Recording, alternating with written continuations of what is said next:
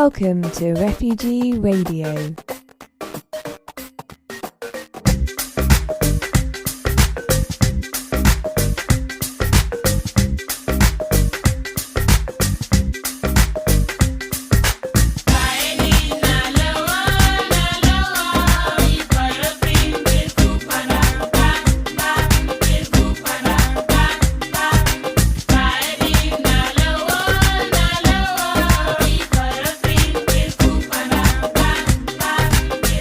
Welcome everybody, thanks for coming and braving the rain.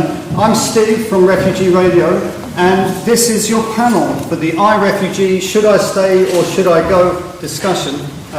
Let's keep this civil, let's keep this polite, let's keep the heckling down, let's keep the language clean, especially Jacob, that goes for you. Yes. And let's have a good time. Thank you.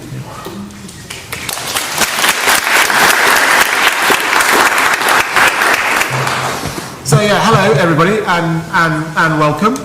My name's Jacob Berkson and I'm meant to be hosting and chairing this debate today.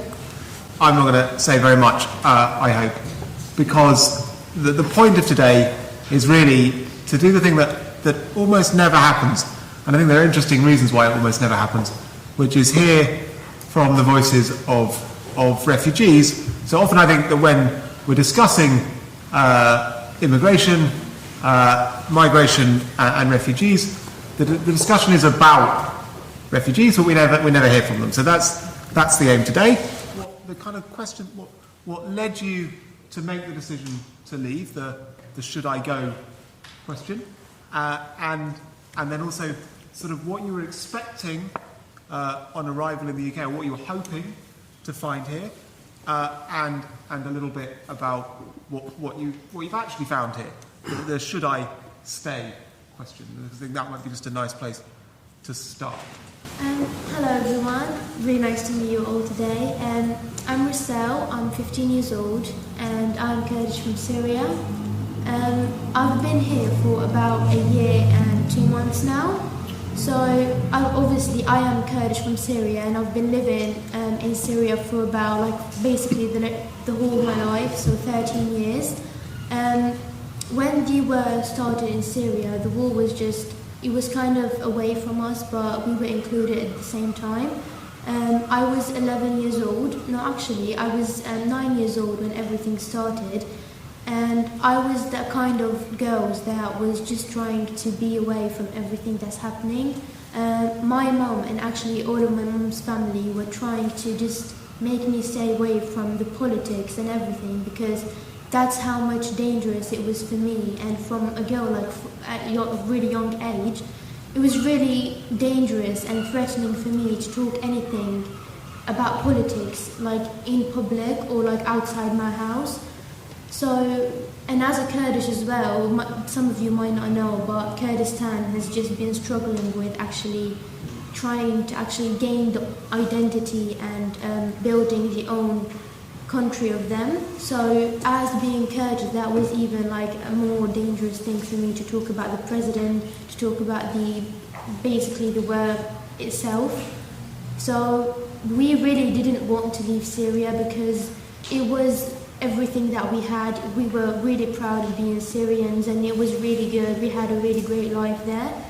But we just came to a point that it's dangerous for us to even stay at home, because we were so scared of, we were thinking of what if someday would come and we actually wouldn't have a roof, or we didn't have anything to actually live in, so we might just die in the street. So it was that point that we just had to, we didn't want to, we had to leave Syria, and we actually did. It was the 31st of May, 2 years ago, when ISIS started to kind of attack us and started to try to come to our city. We woke up, all of my family actually woke up at 4 a.m. in the morning by the voice of a bomb next to us. It was 5 meters away from our house. So we woke up and we just didn't know what to do. We didn't know what was happening. We thought it was so horrible that we thought ISIS are in our house now. That's how scary it was for us. And for me and my little brother, actually, we didn't know what's going on, so we just wanted to just my mom's telling us, just go and just sleep, it's nothing. I think it's the voice of the television, and the volume was up, so there's nothing much there.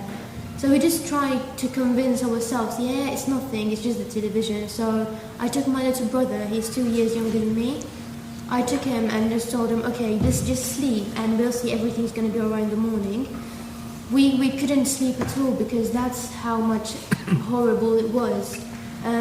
We had our suitcases and all like things that we had to take, like just like 2 trousers, 2 t-shirts and stuff that we needed, just in case we actually have to run away. And this moment did come that we just had to run away because ISIS were like really close to actually come and get us, because in my house we were only girls, like mainly girls, like it was me, my mom, my auntie, my grandmother, and it was my little brother and my granddad as well. So for us girls, and I'm sure that you do know how the ISIS treat girls, it was so threatening for us, so we just wanted to leave the house. The YPJ, which are kind of like a smaller group of Kurdish people that were trying to kind of help people to run away from the city, helped us, and they managed to get us away, to kind of run away from the city. And I remember that I was actually crying because I didn't really want to leave my friends, and because my family was still there, 2 of my uncles just didn't really want to leave, and my granddad as well. So I was really crying, I was really upset because I didn't want to leave my city at all, because even though the UK and actually the Europe and Australia were kind of a dream for me, because when I watched TV I was like, oh my god, Mom, imagine me going there when I grow up, because how sick would that be? But I got to a point that I had the opportunity to leave my country, but I just didn't want to, because I didn't think that I really liked my country that much, but we just had to leave it. We went to Iraq and we lived there for 1 year, and throughout this year there was the UN program there. We went and applied there. We got like a couple of interviews there, and we actually they could give us a way to actually run away and come to UK. We didn't have the choice, they made the choice to actually come to the UK. We really didn't mind, we just wanted a house that we can feel safe in. So yeah, they told us that the UK would be a really good country for you, especially that it was just me, my mom and my little brother, so especially for us, it would just be such a great future for us. And we were really happy about it. Like I told my brother, like, you remember when we used to dream that we go to the UK and now we have the opportunity? So yeah, we actually got on a plane and we just came here. We found ourselves in the UK. The time went so quick that I remember it was like yesterday when I was running away from my house in Syria. I came here and all of my expectations were actually the reality here was much greater than what I thought the UK was. The people that treated me, it was great. The school, my friends, even the teachers helped me to build my confidence. Basically everyone that I met in the UK actually helped me to improve who I am and to actually be proud of who I am and about the journey that I've been through. So yeah, I'm really happy here. And about the questions that I've been asked, should I stay or should I leave? If I have the chance and if I have the choice to make, I definitely stay here, because I wouldn't think that there is a better place for me to stay in apart from the UK. So yeah, that's kind of my story that I really like to share with you guys, and thank you.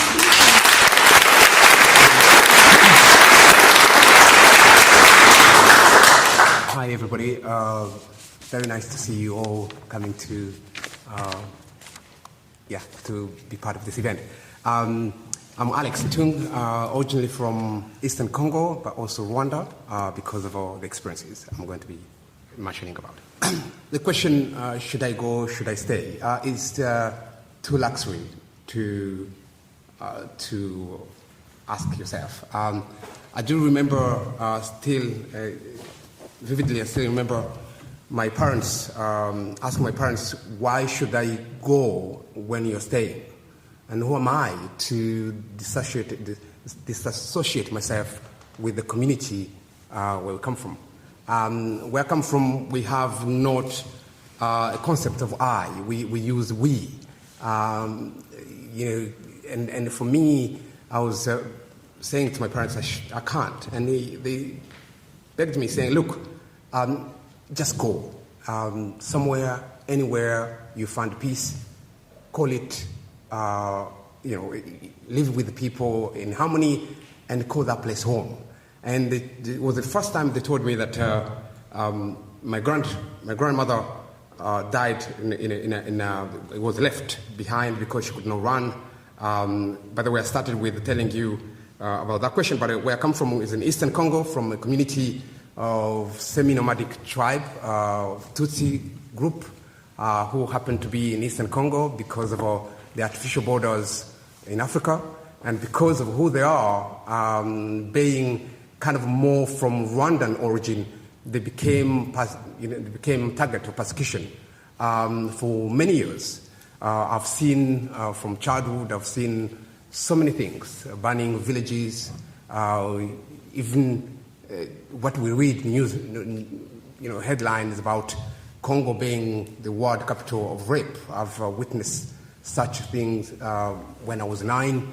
To cut a long story short, it reached a point where I had to leave, and that's it goes to the question I was answering. So I left because they were kind of begging me to go. And when I arrived in this country, the expectation I have, I'm going by the question you've asked, Jacob. I knew, I had been told that UNHCR will be at the airport. Basically, you guys will be at the airport kind of waiting for me. Opening your arms. And I was expecting flags of UN. It wasn't that. Straight away, I was sent to detention. Now, to be honest, comparing severity of issues I had experienced, I didn't see that the detention was a problem. I had seen people being killed in front of me. I knew I had survived. I've lost 11 members of my own family. So for anything I was seeing at the airport, it was not a big thing, but it was quite a shock that I didn't see you there to welcome me. But in the detention, what I can say is there was incredibly some generosity. I used to see, police opening small hall window, giving us something to eat. But by the way, it was the first time I've seen, it's bread and some leaves in between. And I just think, this is why people eat like goats? They eat leaves? Is this a place in which I come from? I come to ask for it. I know, I didn't go that far, but it was quite funny. I had to take leaves outside the bread and eat the rest. But something which was shocking too was they were asking me when I was born, and I stayed in detention for quite a long time. Well, a long time, I'm exaggerating. 1 week, the first detention, and simply because they were finding that I'm not credible because I said I don't know when I was born. And seriously, I don't know when I was born. I know my mom went to find firewood in the forest and had me. I'm not saying she found me there, but that was the way I was born. So in a situation like in Congo, near the Wen forest, in the middle of nowhere, it's too luxury to know when you were born. I know I was born in raining season, and I keep saying to them, I was born in raining season. They didn't want to believe me. And of course, they go by ticking boxes. You're good, you're credible. And anyway, I think that was the first impression. But getting here, it took 4 years before they accepted me to stay in the country. And that was, again, another really little bit disappointment.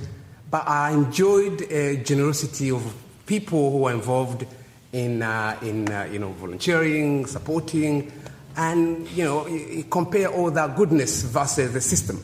I started kind of rationalizing that, to know that I'm not being mistreated by people, I'm being mistreated by the system. Thank you.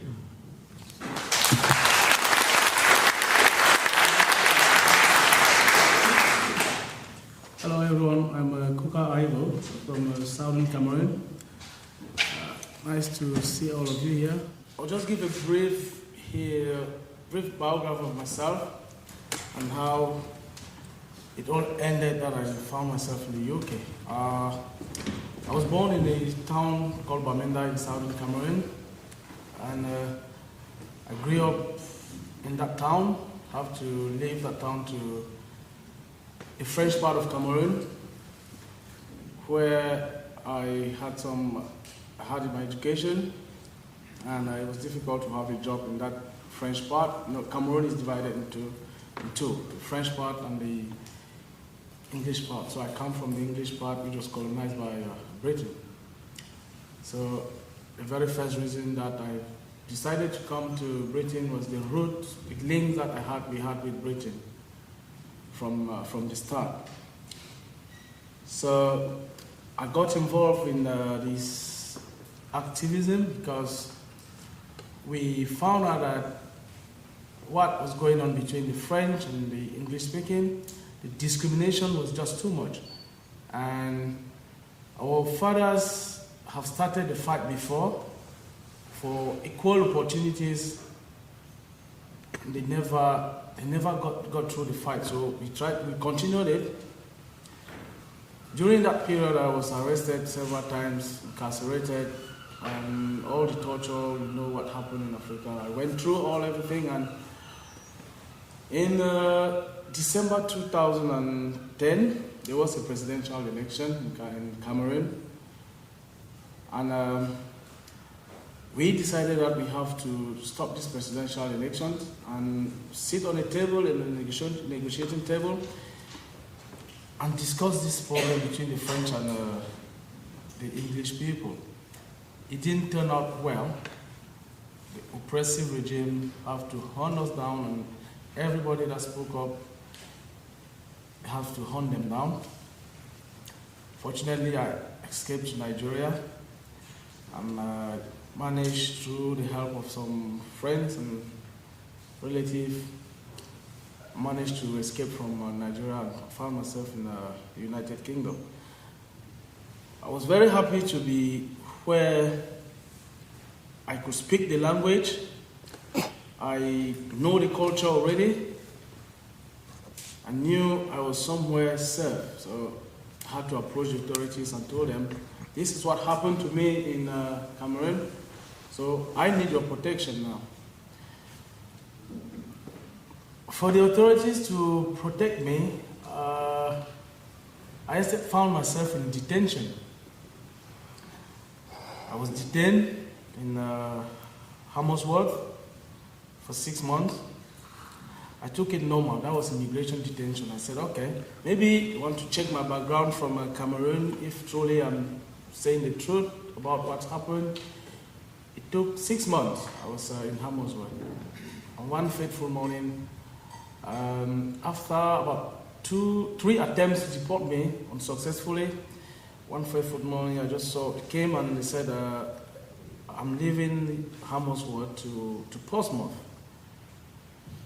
to another detention center. That was not an immigration detention center. That was that's a prison. I don't know. We all know what where the Portsmouth prison is. It's not an immigration detention center.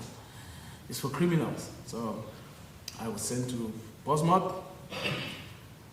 When I arrived Portsmouth, I said, it has happened. I just have to bear it. I've been in prison before, so I just have to face it.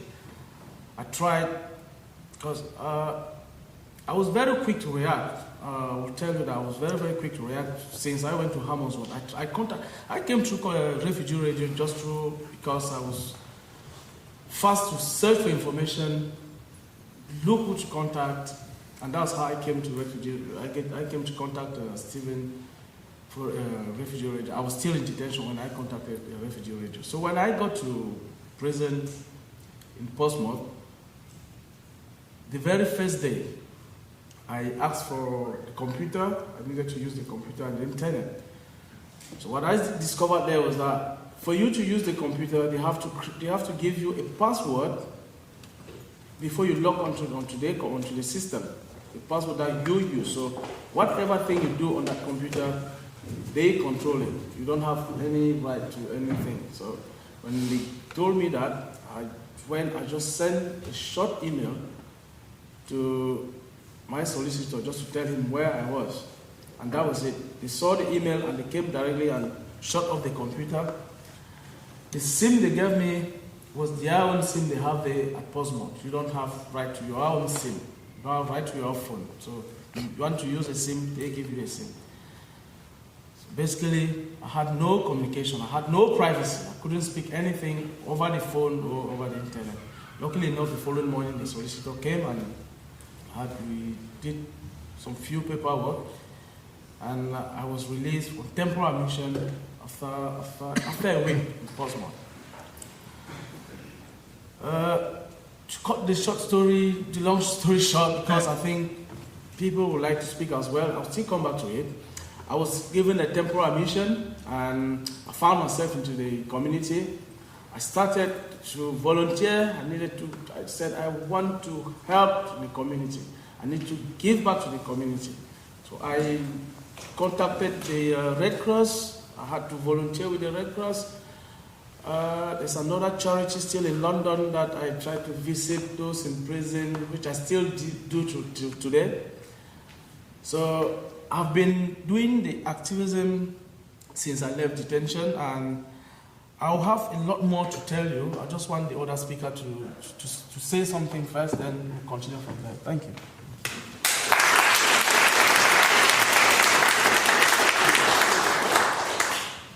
Hello everyone, it's good to meet you. My name is Joseph Kasiri. I'm from Uganda.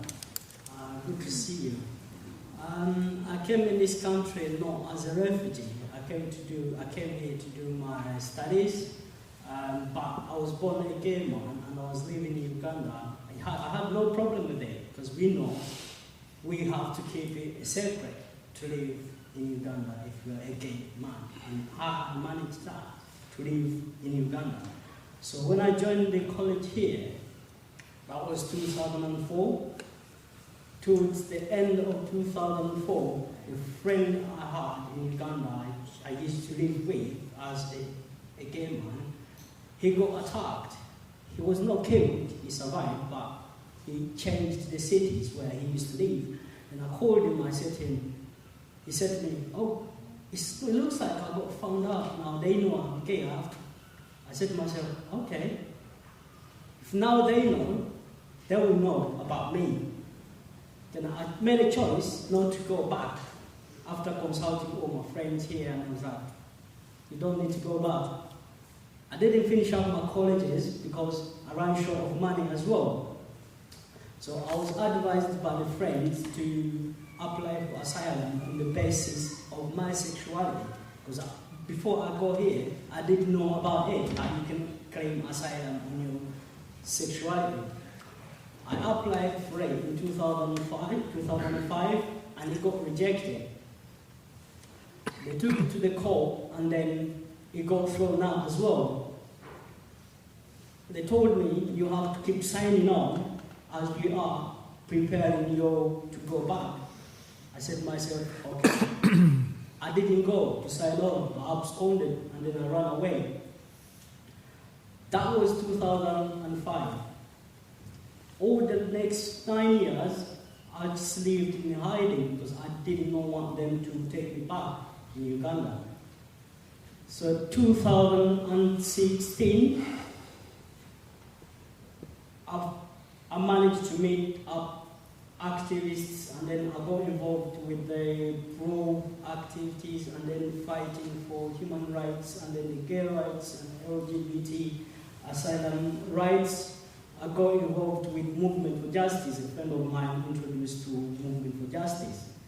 I stayed with them for 1.5 years, and then after that, in 2017, that is last year, I claimed again. I put a new fresh claim with the Home Office.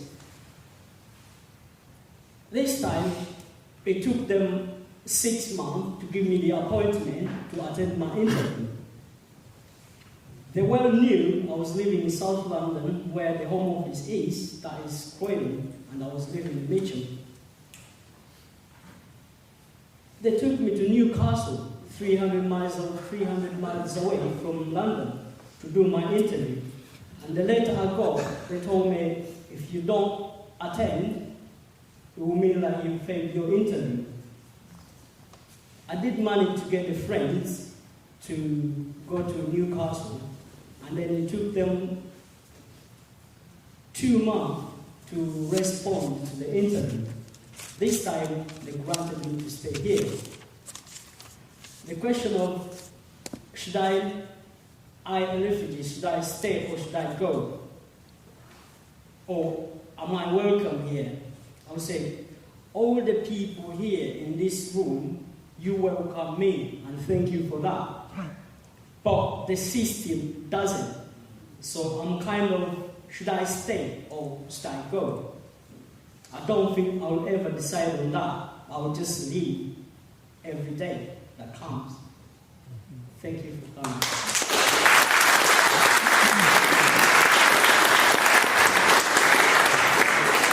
So Joseph, I want to start discussion. Talk a little bit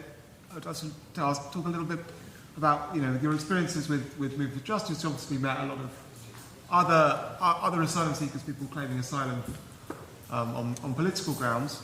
I was wondering if you could talk a little bit about how you found the experience of claiming asylum as a gay man, as an LGBT person, and how that might differ in some ways from or be similar to, I don't know, other kind of asylum applications. Thank you, Jacob. Claiming asylum as an LGBT person is got more involved. You have to prove yourself that you are gay, which is very, very difficult to prove to anyone. When I applied for the first time, they did ask me, do you have a partner? I said to them, I don't have a partner. And they said, okay, so that means you are not gay. But that is the system. With the political asylum seeking, I don't know, but it is still the same. To prove, I had to tell my solicitor this time, because last time I didn't know, to get my country information to the Home Office so they will know how a gay man or a gay person or an LGBT person can survive in Uganda.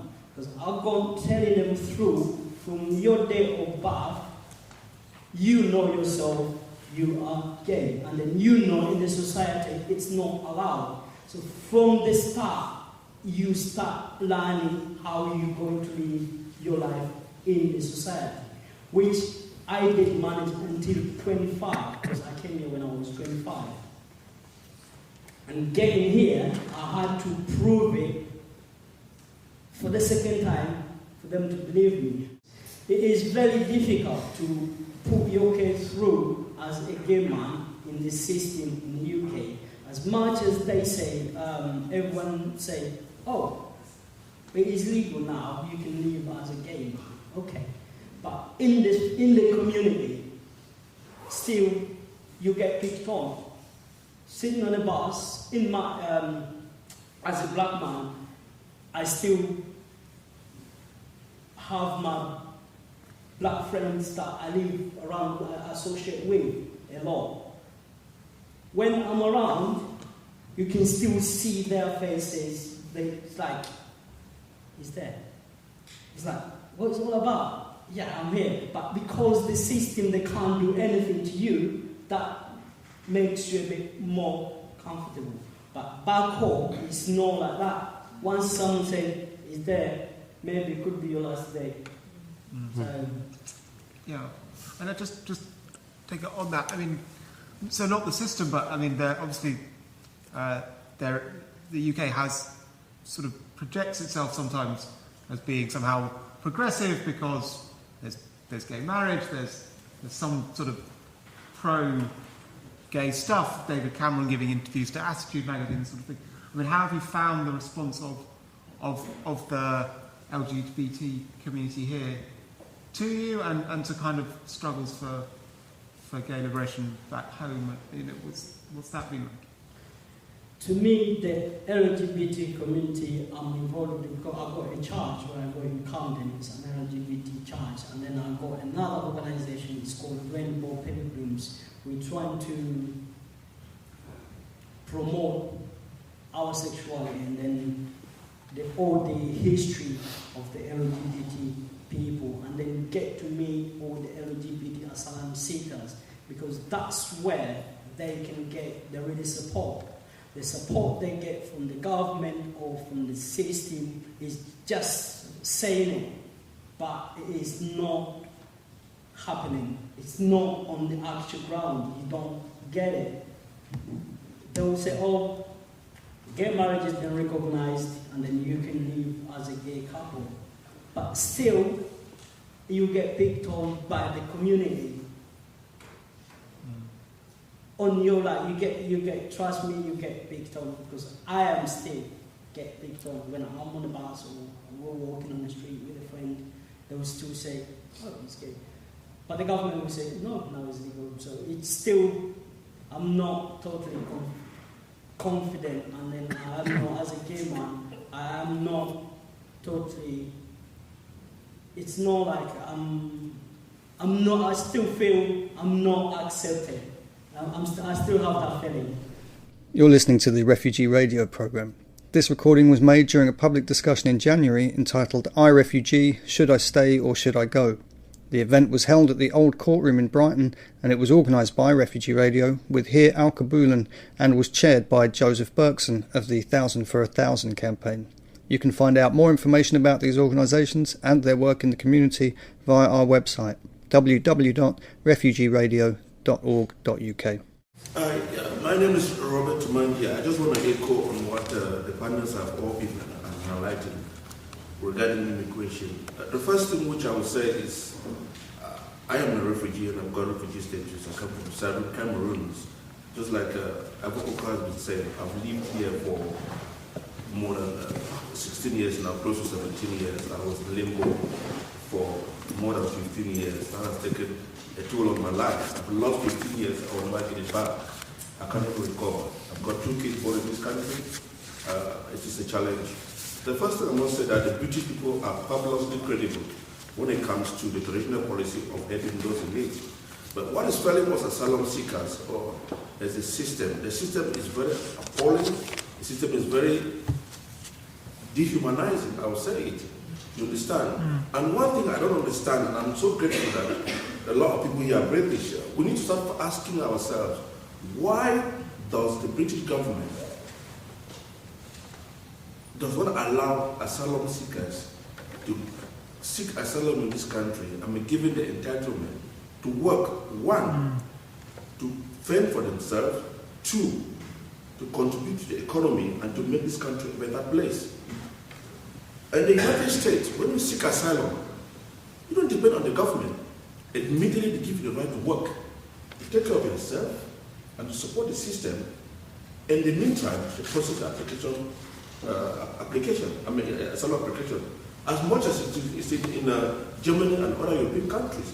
But yes, it is different. Like he is saying, how many asylum seekers, thousands and thousands of millions of them, we want to come here and seek asylum and be given the right to work. Allow us to work while you process the asylum application. We contribute to the economy and we help to support ourselves.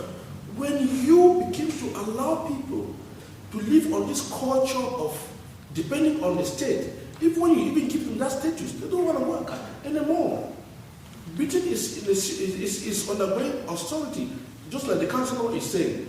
They are cut day in, day out. There are a lot of people who need help in this country.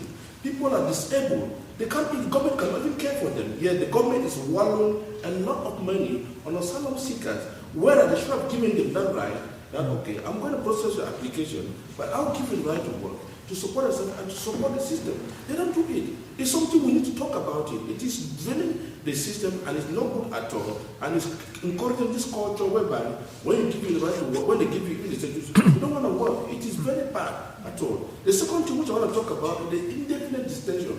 Like we've all highlighted, somebody that has gone through persecution in his own country comes here for humanitarian protection. You take him and you detain him. That is unbelievable.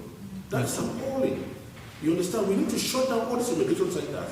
We are not criminals. And I see no reason why they should keep us with other criminals, people who have raped, people who have murdered, people who have broken the terrible crimes. It is not good at all. Thankfully, I belong to a lot of charities that have developed my skills and a lot of work. I belong to like the Right to Remain. I think they're fighting this issue of what they call fast track. Is to when you make an application and the Home Office seem not to believe your case, they put a fast track thing, which is all about 1 week. That's what he went through. And 1 week is done with your case. Thankfully, I think that is being eroded. But much needs to be done. Yep. The British people are so fabulous. It is the system. And then the appalling thing is that this is what they call illegal immigrant. There's a word in English they call euphemism. You cannot be calling a human being illegal immigrant. I mean, this is an English country. I am an English student. This is where you call somebody. You can call somebody undocumented migrants or unsettled migrant. When you give this appellation, and there are a lot of people who pick on that, you know, and look at asylum seekers what derogatory human beings. They don't deserve a life. Oh, they come here. They're economic migrants. This is the way you call people. That makes it suitable, and then make them accepted in society. So we need to change this appellation of illegal immigrant and the way they people.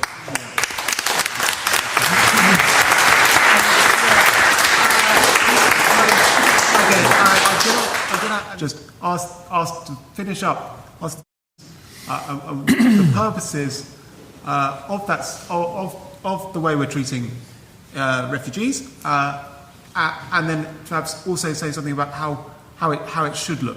I'll touch on this answer on the issue of fast track. It took the pro-activists to fight that fast track to win it in court. Not the government gave it, but winning it in court, ruling that it's unlawful.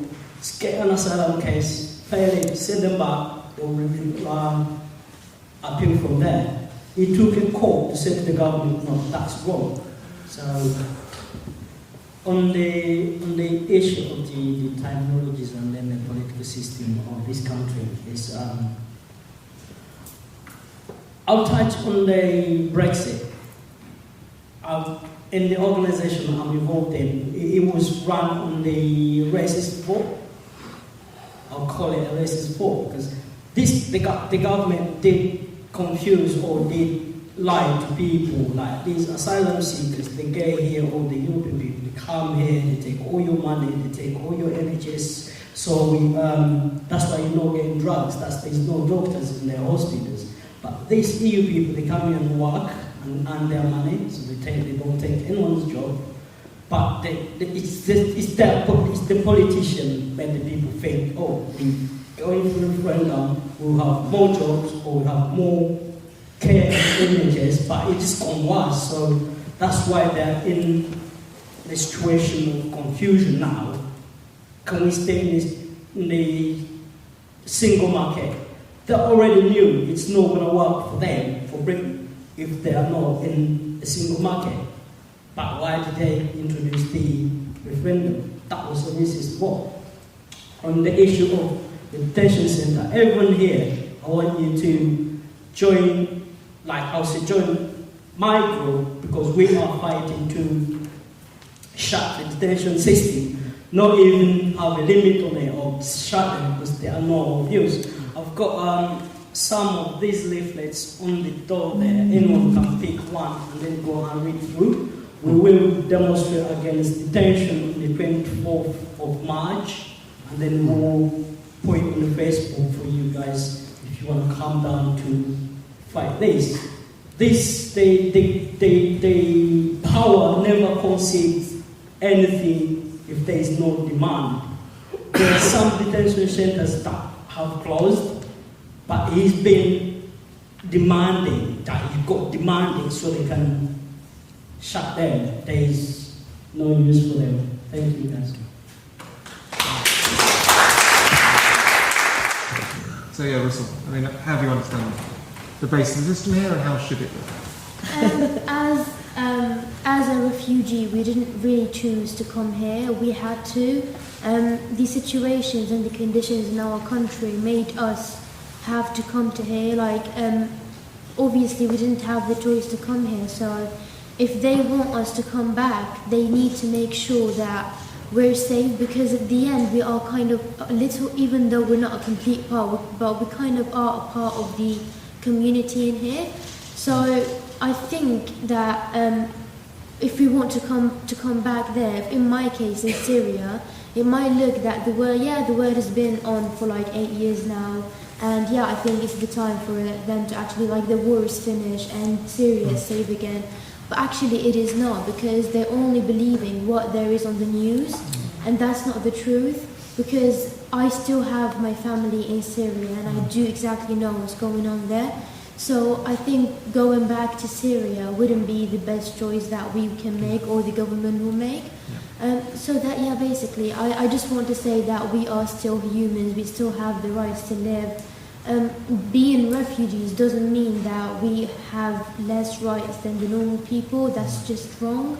And going back to Syria wouldn't be the best thing to do now. Not only for Syria, for even other countries that are in danger.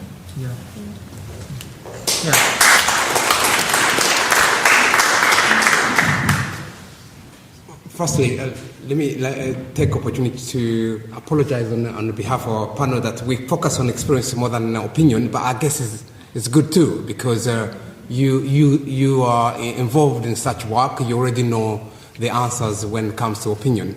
I guess the experiences are so good too, and that's what we focus on. Maybe I shouldn't apologize.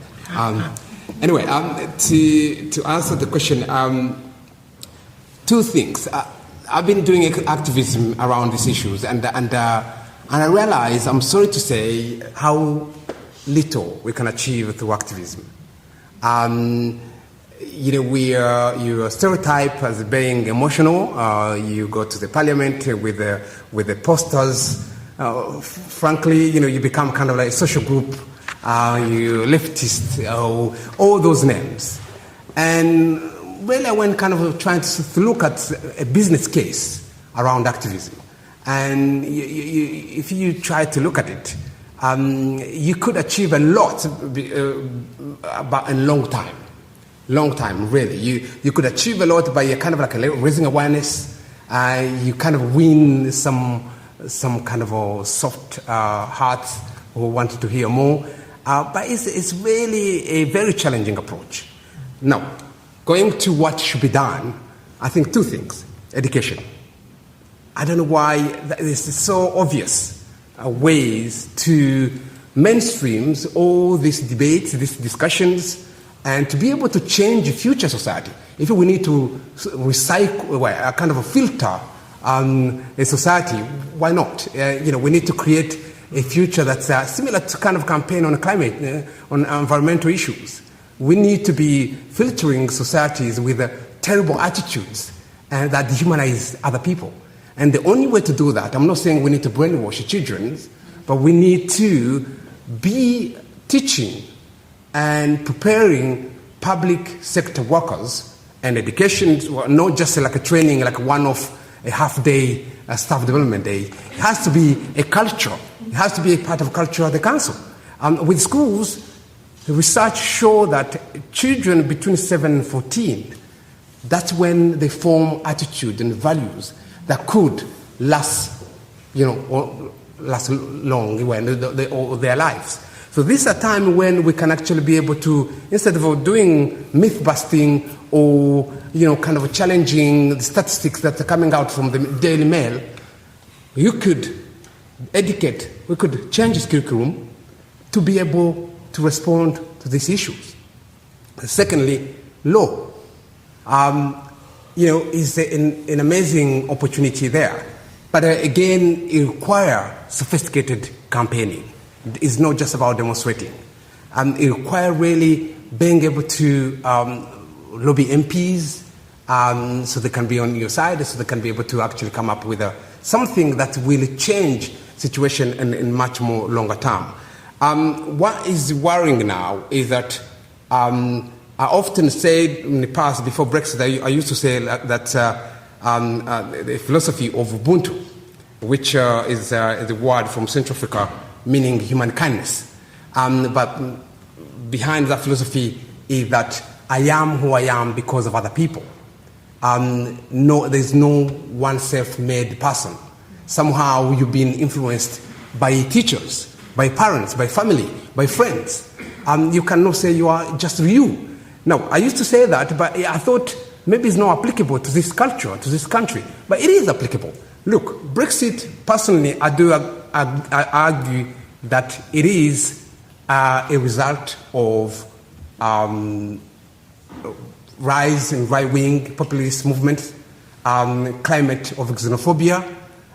It is part of really the dilemma between national interest versus solidarity within the EU. And therefore, what affects us over there is affecting us here. So it affected us yesterday, but it's affecting you or us now. I'm one of you, is affecting us. So in long term, somehow that migration angle, that attitude has changed the politics narrative within this country. So something we're seeing in one of the corners of the world, what is happening over there is affecting us one way or another indirectly. So really that's what we need to be doing, whether we want to or not, whether we are kind of more progressist in understanding, but there is also necessity aspect. We cannot survive just alone. Thank you. Yeah.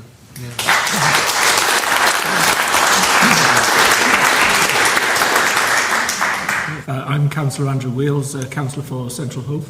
And just briefly say thanks to all the panel men and on my behalf as well, because I've really found today very, very interesting. Just got a set of random thoughts to just contribute to the debate, particularly I'm a Remainer in terms of the Brexit discussions.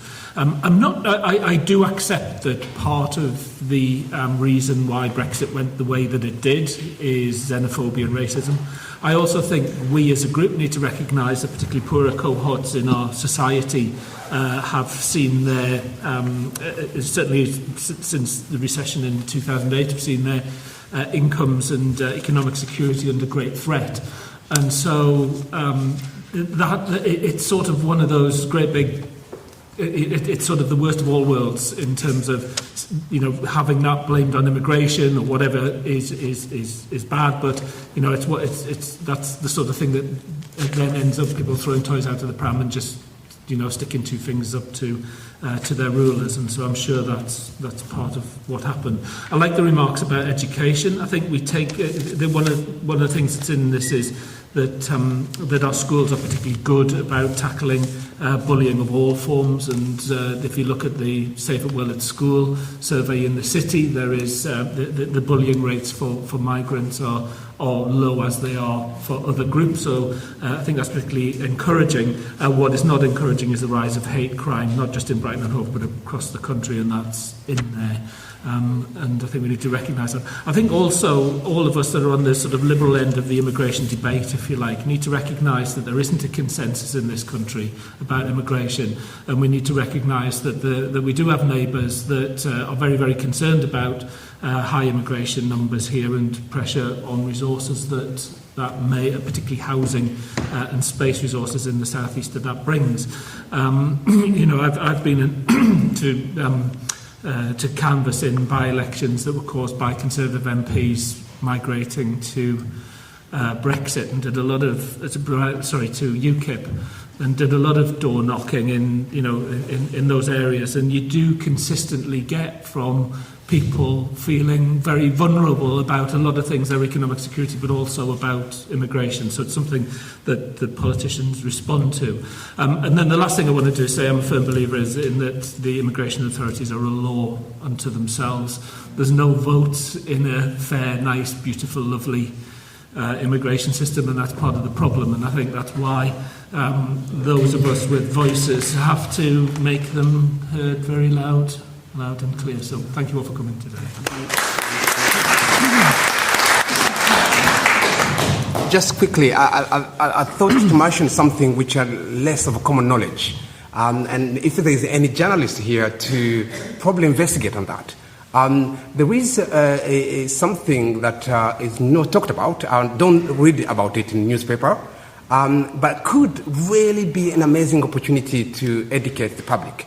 Now, there is what they call Tier 2 visa application. It is an amazing or an exploitative opportunity for the government. So now, a family of 4, for example, pays £5,000 for 3 years visa. A family of 4, for over 5 years, we pay about £8,000. On top of that, they still have to pay £200 for NHS surcharge. I know NHS is talked about a lot, but without actually any counter-argument that actually people who are applying for visas under work permit visas, they pay for NHS surcharge, plus they pay NHS within their taxes. So the amount of money that are worked out based on the numbers of people who apply such tier 2 visas, 9 out of 10 are denied visas, despite they have paid their money. £677, they still be denied visas. So how much is a huge money that comes to our economy? Are we losing or we are gaining? Thank you.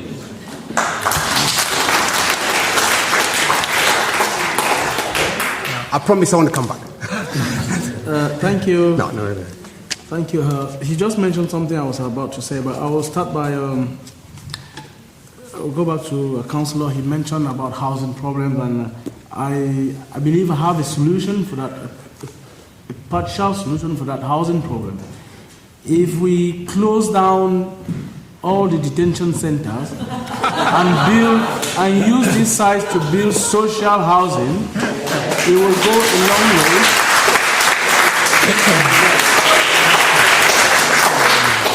We use the sites to build social housing. It will partially solve the problem. So that is part of my solution. Thank you. That's very helpful. So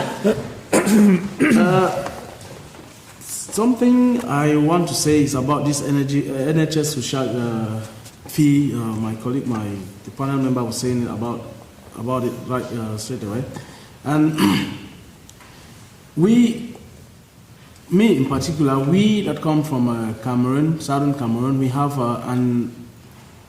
something linking us, an umbilical cord linking us with Britain.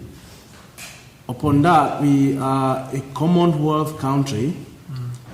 We speak English, we study in English, and when we apply to come here, we have been asked to write English tests. I'm going a little bit out of context, sorry about that, but it boils down to the same thing. We are asked to write to prove our English proficiency. And I begin to wonder how somebody from maybe Bulgaria or Poland who doesn't speak English, I'm sorry to say that, but it's something so pertinent. Somebody from Bulgaria, Poland, or any other EU country that doesn't speak English, he's allowed to come to the UK freely, just straightforward. You come, you enter the system, you apply for benefit or whatsoever, I think, it goes, and that's it. You don't speak English.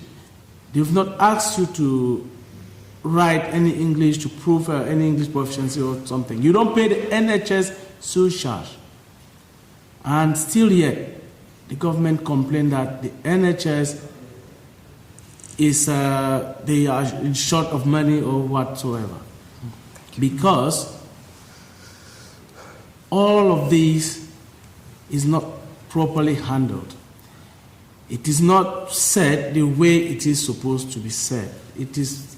It's really pathetic. It's so appalling that these laws maker doesn't see the things how it should be.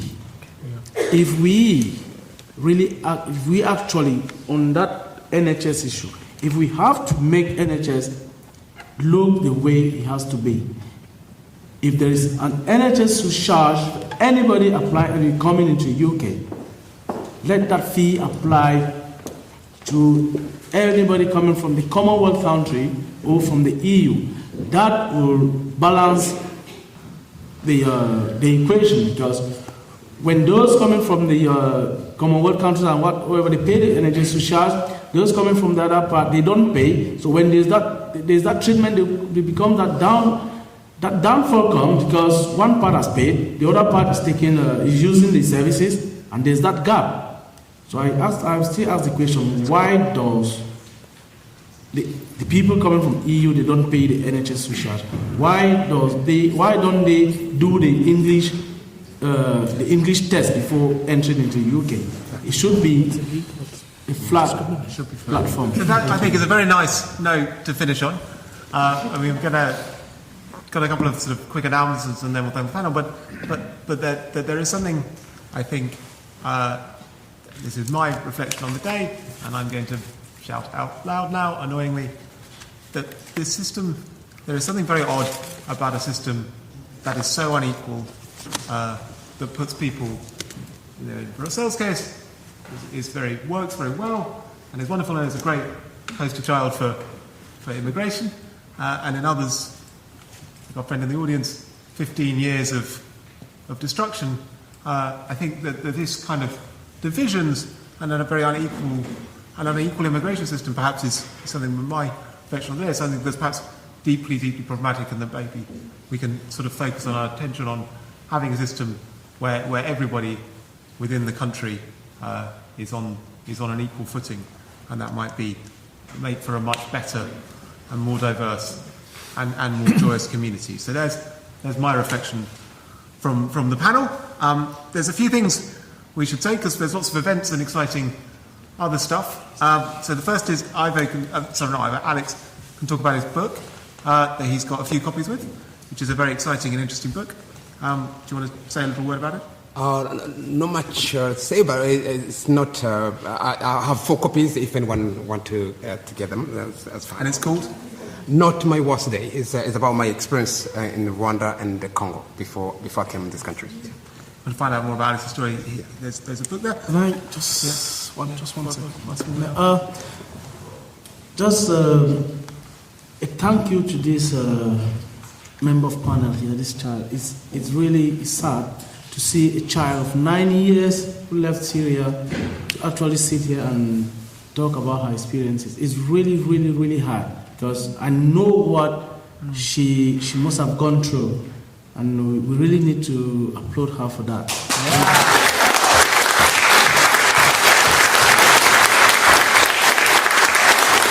You're listening to the Refugee Radio programme.